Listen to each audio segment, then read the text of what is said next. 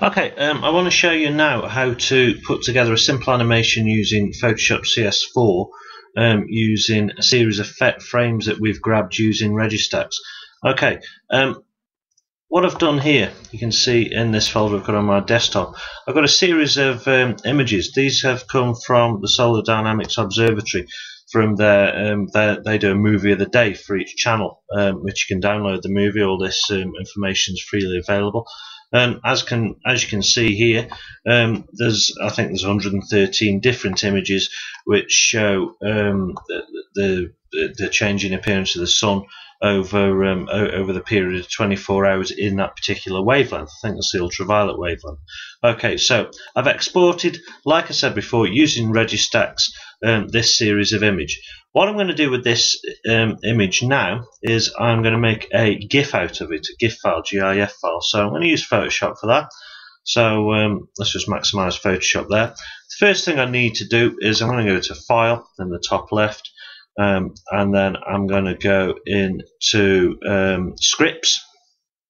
Okay, and I am going to use this little command here, load files into stack. Okay, and it pulls up this this little box here, and what I'm going to do, you can either load it up as a series of files or you can load it up as a folder. I've got them as a folder, so I am going to load them up as a folder in this instance. So I'm going to browse to the folder.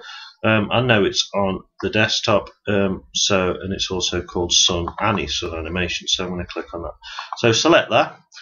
You can see Photoshop does its stuff, and it's pulled up all 113 images here. Okay, so if I click OK now, what you can see happens, it's pulling up the first image, and then down here in the Layers tab, it's going to take Photoshop just a few moments to do its thinking, but you can see here it's slowly working through, scrolling down through the images 199, 98, 97, basically loading each individual image up into a layer in Photoshop.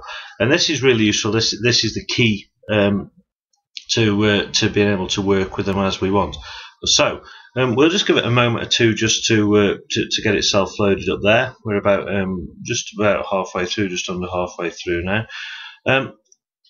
The command, just while it is loaded, the command we are going to use for this is the animations window. So if we click on window at the top left up here, then you can see there, just in the drop down, we've got animation, and we're going to load that up there. Okay, so we just need this to load up before we can do any more. We want to make sure we've got all the different frames in this animation. 23, about another 20 to go there. Bear with us a second while this just works its way through.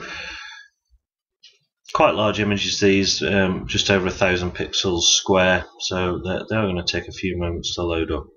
Each one's about 3 meg in size. Okay, there we go. So it's loaded all. If I can scroll down the Layers tab here, all of a sudden we've got 113 different layers stacked in Photoshop. Okay, what I want to do, I want to select these layers because I'm going to use these as frames in my animation. This is really easy to do.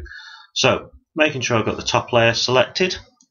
I'm going to scroll all the way down to the bottom, hold shift down and just click that, and there we go. You can see that selects the whole stack of layers like that. So I've got all these selected. Really quick, really easy way to import these into the animation. Just on the little drop down there, if I click on that, we've got one of the options here is it says makes frame from layers, so I'm going to click on him like so, let Photoshop do its thing. There you go, and you can see it's stacked all these up, and we've got all 113 frames there. Now what we can do now, we can just we can preview them. So I've got the play tab there, so if I scroll through that, we can see, whoops, let's let it do its thing. There we go, we can see it's obviously starting to load it up as an animation like we want it to. There is something fundamentally wrong with this animation in so much as it is running in reverse at the moment. You can see the filaments, the prominences are actually landing back on the sun, and the sun's actually rotating the wrong way. So we need to deal with that. That's a pretty straightforward thing to do. So we'll just stop that animation for a while. Okay. Basically what we need to do is we need to completely reverse the order of this stack, this layer stack that we've got here. And this again is really straightforward thing to do. So we're just going to go up here to layer, select that, and then down here just towards the bottom we've got one called arrange, and I'm just going to click on reverse, like so, and that's just completely reversed the order of this stack. And then now if we we may need to load them again. Let's just go back to the start of that. So we want to delete those because they're all the way wrong way around, and then we're going to make frames from layers again, like so. There we go. And if we play this now, what you'll see, there we go, our sun is rotating the right way around there. We'll just have leave that a few moments to lift off. The filament, sorry, is lifting off there. We should see, there we go, we've got eruptions of the sun. The eruption is actually erupting off the sun, lifting off the sun there. You can see on the left hand side, on the right hand side there. Okay, so I'm happy with that in terms of the way we've got that animation as it is. So now we just need to, I'm just going to stop that for a second. We just need to put this in a file that we can work with on the internet, on web pages, if you're uploading it to your web page, for instance. Again, this is really easy to do. We're going to go File, we're going to go Save for Web and Devices. I'm going to click on that, and then here you can see we've got a little drop down. I want to change that to GIF. There we go, it's changed to GIF. You can see what it's doing here as it's loading each of the individual frames. In a minute it'll all snap on and tell you what's going on. Okay, let's let it do its thing for a moment. A lot of frames here. There we go, so that's loaded up there. We could play this if we want to, like so. There you go. Getting a nice high resolution view there, like that. Okay. Slight problem with this image at the moment. We're running at around 50 meg for the image, which is pretty large.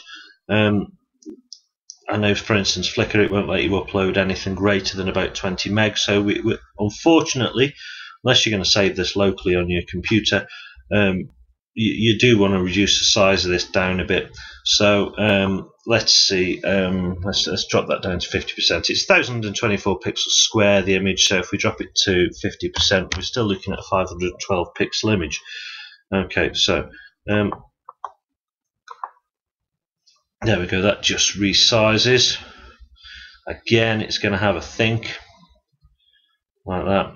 We'll let it do its thing while it thinks away. There we go.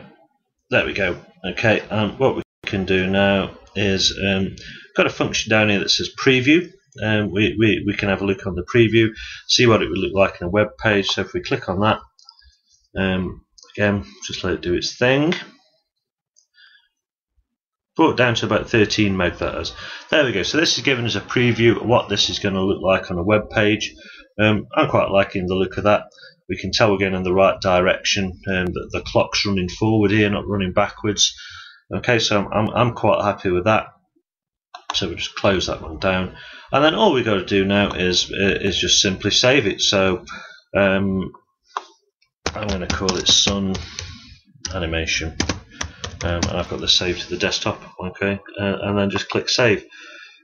So there we go, saves itself away like that. And there you go.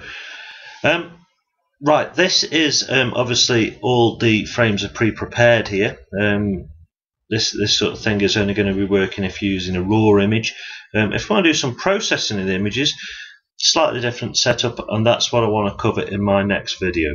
But in the meantime, thanks for watching.